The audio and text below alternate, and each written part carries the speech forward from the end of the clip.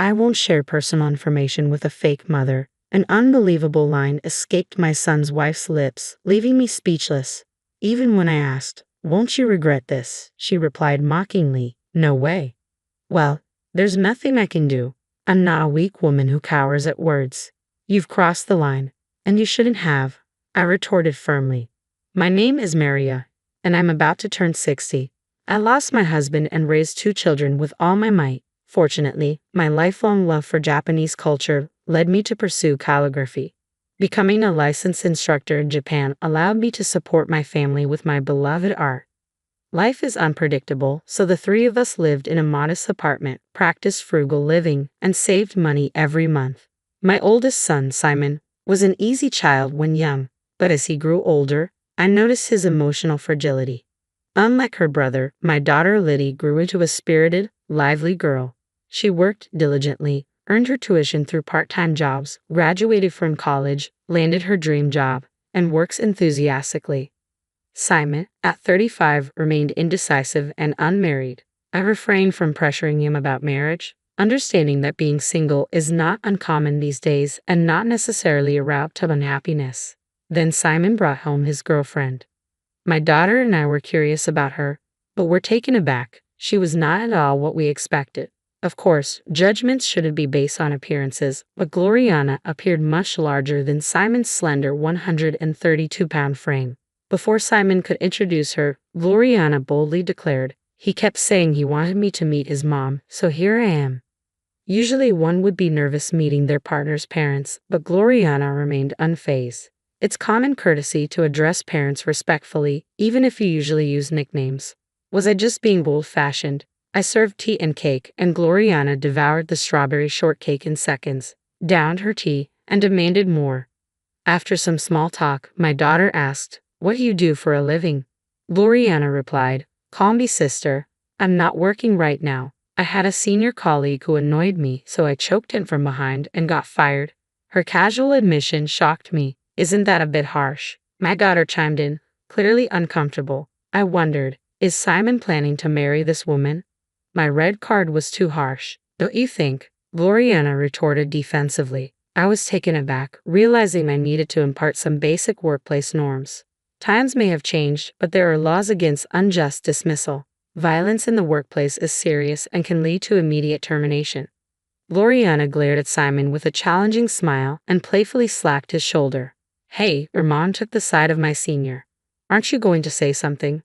My son looked troubled, but remained silent. I was concerned about the future. After that, Gloriana often visited our home to hang out. She would casually open our fridge, help herself to ice cream, drink cola, and munch on table snacks. My daughter and I were taken aback, but we hesitated to complain, fearing repercussions. Eventually, my son moved out and started living on his own with Gloriana, who insisted he live alone. Certainly, for her, living alone made it easier to see him than living with his family. One day, as I laid out a sheet of paper on the table and picked up my brush, my daughter asked, "What's this month's quote?" I used to write an inspiring quote every month and display it on the wall. This time, I wrote, "Be gentle as a spring breeze with people and fierce as a lion king against evil." Gloriana peeked over and exclaimed, "No way, that's really good. You could be a pro, Mom." My daughter shot Gloriana a disapproving look and retorted sharply, "She is a pro. Are you some kind of Japanese teacher or something? She's a calligrapher, you know, an instructor." I was proud of my daughter's eagerness to showcase that her mother was someone of significance. However, Gloriana didn't seem to pay much attention. I had to do a bit of calligraphy in elementary school for a cultural exchange, but I hated it, Gloriana continued, dismissing her own experience. The teachers were so nitpicky about the strokes. I felt like throwing ink on their heads. My handwriting's awful, so I should learn from Mom, right? I think my son meant it casually, but at that moment, Gloriana shot him a devilish, scary glare and scolded him in a low voice, "If you say something stupid again, a dropkick won't be enough." "Don't get so mad," I interjected, but Gloriana just laughed loudly, gazing at the ceiling while watching TV. To put it nicely, she was strong and robust. To put it bluntly, she lacked grace. She was unreasonable, rude, rough, and crude. I couldn't see her as a suitable wife for my son. I had half a mind to throw ink on her head. Gloriana was also overly familiar with my daughter, Liddy. Liddy, you're so thin. Are you eating properly? She remarked one day. Gloriana, have you ever thought about dieting? I was taken aback, but Gloriana continued with a smile. How old is Liddy? I'm 28, she's 30. If you talk back to me like that, even though you're younger, I'll put you in a bulldogging headlock. Bulldog? Yeah, people often say I look like a bulldog. Are you picking a fight? Gloriana may have meant it as humor, but neither my daughter nor I found it amusing. One day, I called Simon home alone, and the three of us had a serious talk. Brother, I'll be clear, I am against your marriage to Gloriana, Liddy stated firmly. If that's what this is about, I'm leaving. This is important. I thought I could trust anyone you brought home, Simon, but Gloriana is beyond unreasonable, I added. That's not true. She has her good points, brother, Simon defended her. You can't say anything to Gloriana, can you? It's pathetic, Liddy remarked bluntly. If your girlfriend is rude to Mom, you should warn her. Normally, you tell her to shut up. If she complains, you don't know Gloriana, so you can say that. If I tell her to shut up, I'll be in the hospital in 2 seconds. I believe that in a couple, if the woman is stronger than the man, it can be ideal. But Gloriana's strength is excessive. Marriage isn't just between two people. Both families become intertwined. I had planned to treat Simon's wife like my own child, but honestly, I have zero confidence in getting along with Gloriana. A heavy silence hung in the air until Simon suddenly stood up. What is this? Everyone bad-mouthing Gloriana, he exclaimed. Does everyone think that way? Even your friends? Yeah, they all say terrible things like that's not right and just criticize her, Simon continued defensively.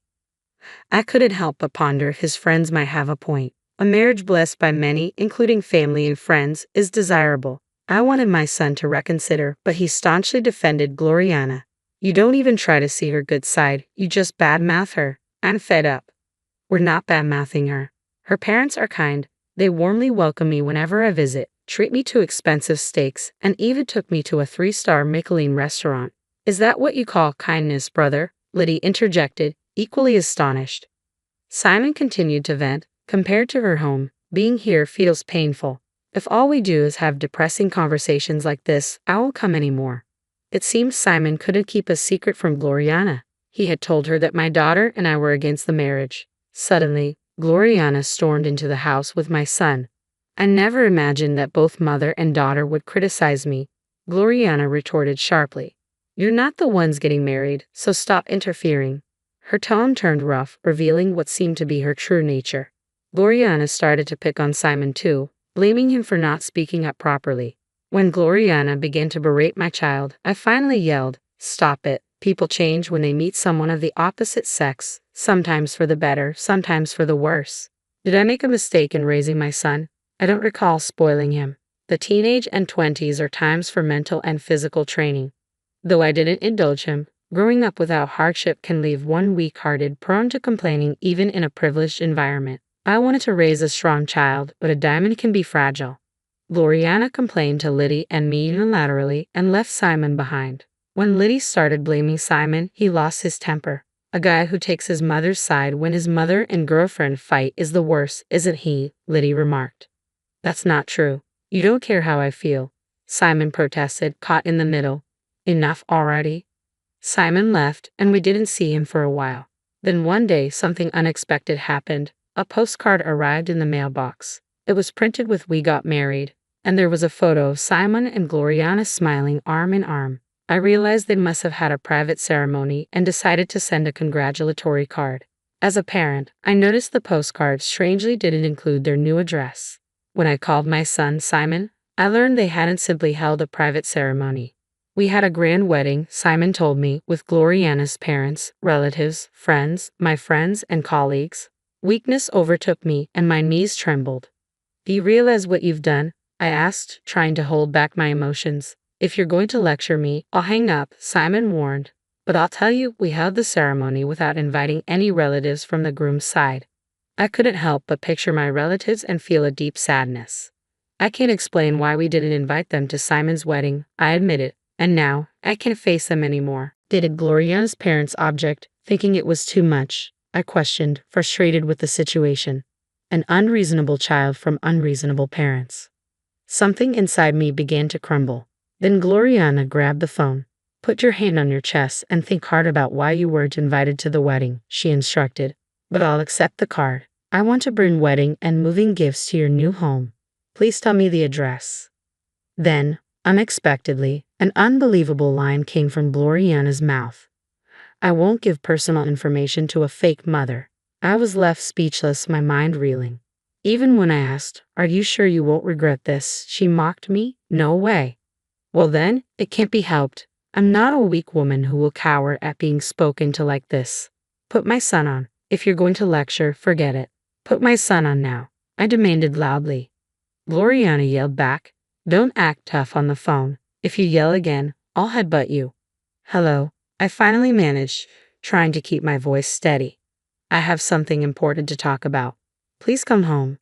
I don't want to hear anything depressing. I'm here to give you a congratulatory card, I said to my son, feeling a deep sense of pity. Simon might get upset and leave if he has to face Liddy's rapid-fire words, I thought to myself, deciding to talk to him alone. I wanted Simon and Liddy to grow into strong-minded people, so I didn't indulge them or allow selfishness during their teenage and 20s, I explained. Enough with the old stories. Where's the gift? Simon interjected eagerly, changing the subject to money. Since your father worked hard, I managed to save most of the money I earned from calligraphy. Simon's eyes lit up as the conversation turned to money. I lived frugally and saved, planning to surprise you with a substantial sum when you got married, I continued. Simon's smile widened and he leaned forward. I saved $100,000 for you. My son's eyes widened in surprise. $100,000, he exclaimed with joy. But you did something unthinkable by holding a wedding without informing your real mother. In my view, that's something that should never happen, I said firmly. So, you're no longer my son, you're a stranger. It would be inappropriate to give such a large gift to a stranger, I declined. My son stood frozen, mouth open in shock for a few seconds, then burst into tears. What are you talking about, stranger? Give me the $100,000. My only child is my daughter, Liddy. Please leave, I said firmly, trying to hold back my emotions. Wait, Gloriana interrupted. She didn't want to invite you. You should only care about your new family. My firm tone and cold attitude left Simon flustered. The conversation is over. Please leave. Stop talking like that. Are you saying you're cutting ties between parent and child? Simon cried out in desperation. Holding a wedding without telling me means you've already cut those ties, doesn't it? No, I pleaded. No matter what, my husband said I wouldn't forgive him. It's always been like this. You always favored her. Simon ran out of the house in tears, screaming as I had feared. I moved from the apartment to a newly built house and enjoyed a peaceful life with Liddy, free from stress. However, one day when I returned from shopping, Simon was standing in front of the house. I'm surprised. Moving to such a nice house. It looks solid and earthquake resistant, he remarked casually. Did you follow me? I asked, taken aback. Please stop with the formalities. Give me the $100,000. It's not fair to favor only your sister, Simon demanded. I have nothing to say to a stranger like you. Please leave, I replied firmly. At that moment, Liddy arrived home. Brother, you brought this upon yourself. Reflect on it a little, not that I'll forgive you even if you do, she added coldly. You plan to take $200,000, including my share? You're 35 and still expecting money from your parents.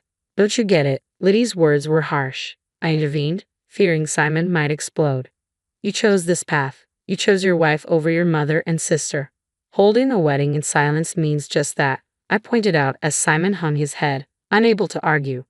Suddenly, a taxi pulled up and Gloriana emerged, shouting, I wasn't invited, but here I am. I thought you were being manipulated by your toxic mother and sister, Gloriana accused, approaching Liddy and me like a machine gun. Moving without telling your family, that's unbelievable. Family. I turned to face Gloriana and Simon again. Who's talking about whose family? I asked, raising an eyebrow. Oh, now you're going there, Gloriana replied dramatically, turning as if addressing a crowd. You're talking to the wall, not me. You've watched too many movies, but I don't mind that kind of timing. You said it, you called me a fake mother, I retorted. So I have no intention of giving wedding or moving gifts to a fake son and a fake daughter. If you nitpick, I'll counter with a neck chop before a dragon screw. Gloriana threatened. Unable to hold back, I yelled, speak seriously when discussing important matters. I warned you about yelling, or are you less intelligent than a crow? Gloriana shot back. I'll call the police, I declared. The mention of the police seemed to unsettle Gloriana, but she persisted nonetheless. We'll take the $100,000. With that, Simon and Gloriana left. I was disappointed, not by their desire for the money, but by their lack of concern for family ties. In dramas, mothers often give in to emotion and hand over money to their children, but that would never benefit my son. If one strays from the right path, family should help. But if the entitled mindset isn't corrected, the same mistakes will be repeated. I was resolved not to give them a single dollar. I aimed to treat good citizens with the gentleness and freshness of a spring breeze, but against evil, a spring breeze won't protect those dear to me from enemies. I must face them like a lion. My policy is to respond sincerely to sincere people, but to respond with strength to arrogant ones. The boomerang effect is scary. Given her attitude, Gloriana may have hurt many people in her life. Simon informed me that Gloriana's parents seemed to be on the brink of divorce, but he added, it's none of our business. Gloriana's father, who seems to be my age, had an affair with a woman 20 years younger, a female employee with whom he had an inappropriate relationship for years. It seems his wife found out. During a marital fight, Gloriana and her father argued, and he ended up in the hospital after she struck him. I was surprised. Simon's previous words were not a metaphor. She really did hit him. One night, Simon came crying to me. Please, I apologize for everything so far. Please help me. Despite it being night, Simon raised his voice. Family helps each other when in trouble, right? Your voice is loud. It's a nuisance to the neighbors, I reminded him. Sure enough, a neighbor was looking out the window. Reluctantly, I let Simon in. Simon continued, Gloriana and my father were arguing, and when my father slapped Gloriana, she unbelievably countered with a German suplex. A German? You wouldn't think Gloriana could do such a vivid bridge with that body, I remarked, surprised. Liddy slammed the table angrily. Speak seriously when you're asking for something serious. I'm not joking. I could see Simon was flustered. I don't know much about wrestling, so I don't know what a German suplex is, but I understood that Simon was confused. With his head in his hands, Simon spoke softly. My father hit the back of his head and is now hospitalized. He's lying about falling down the stairs, but the doctor should be informed. This is an assault case. I considered the situation carefully. If your father can't work, our finances will be tight. Neither your mother nor Gloriana work, and my meager salary can't support us. Then you must get Gloriana to work quickly, I advised, though I worried if any company would hire her. Despite the sarcasm towards Gloriana, Simon didn't get angry. Instead, he bowed his head. Mom, I don't need $100,000. Just give me $10,000, please, Simon pleaded. It's impossible, I answered without hesitation. Understood. I'll bring Gloriana, and she'll apologize. Simon insisted. That won't happen. I'll make her apologize, I replied, feeling my parental instincts wavering. The next day, Simon returned with Gloriana. Gloriana, with an air of solemnity, lowered her head and said, Please forgive my rudeness until now. Lies, did you think you were being rude for a moment? Liddy retorted. Gloriana glared at her briefly before hanging her head again, pleading, Please help our family. I beg you. I refuse, I answered firmly, watching Simon's face pale. Mom, Simon started, but before Gloriana could kneel, I interjected, It's useless to grovel on the floor. Ignoring Gloriana's humiliated tremor, I continued, When dealing with someone who's lived for 60 years, it's important not to underestimate them, without knowing the hardships they've faced. Gloriana looked up at me, and I smiled wryly. Did I seem like just a gentle calligraphy teacher to you? Even if you claim to be a mafia woman, I will be intimidated. A mafia woman? What a lack of imagination, I remarked. It's not about that. I'm patient, but once I decide not to forgive, I can be utterly cold-hearted. Understand? Isn't family supposed to help each other in times of trouble? Liddy added, her disbelief evident. Gloriana, you've crossed the line. You shouldn't have. Please leave. I insisted firmly. Realizing she wouldn't be forgiven, Gloriana turned her frustration towards Simon. It's your fault for having zero persuasiveness and credibility. It's your fault for not being patient. You promised to endure whatever was said. Liddy chimed in sharply. Take it outside. You're unbearable, Gloriana snapped, storming out. Cold-hearted sister, you should have given her a pile driver on the concrete, not on the carpet. Feeling threatened, Simon ran after Gloriana, and I didn't stop them. Despite hearing my son's screams from outside, I ignored them. Eventually, Simon divorced Gloriana, and Gloriana's parents also divorced, a family torn apart. My heart ached. If I laughed at others' tragedies, I wouldn't escape the boomerang effect. Simon visited the house again, but I spoke to him at the entrance and didn't let him in. This is hard to say, but can I live here with you? Simon asked. It's impossible, I responded immediately, knowing that indulging him now would be meaningless. After that, I heard nothing from Simon. Days passed like a storm, but now both Liddy and I enjoyed clear skies every day. One day, Liddy mentioned she would bring her current boyfriend over. I felt a pang of anxiety. If her boyfriend turned out to be another rude and unreasonable man, I would feel it was fate. However, the young man my daughter brought was sensible and decent, and I breathed a sigh of relief.